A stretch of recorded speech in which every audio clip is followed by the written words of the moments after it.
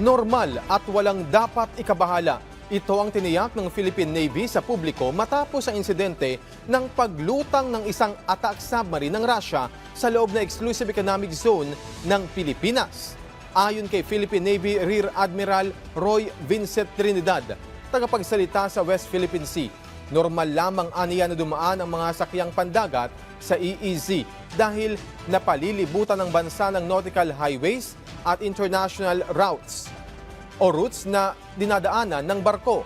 Ayon kay Trinidad, sa ilalim ng United Nations Convention on the Law of the Sea, hindi na kailangan pang magpaalam ng mga sasakyang pandagat, pero dapat ay tumugon ito sa radio challenge bilang kortesiya sa daraan ng bansa. Paliwanag ni Trinidad, maraming dahilan ang maaaring tingnan kung bakit lumutang ang bahagi nito habang dumadaan sa EEZ. Pwede aniya na may mensahe na gustong iparamdam ang kanilang presensya, magkarga ng hangin para sa charging ng diesel-electric batteries, refueling o may ginagawang pagkukumpuni. Yung unang reaction natin, we were concerned, we were surprised. But eventually, nung sumagot naman siya, wala dapat ikabahala ito sa ating mga kababayan.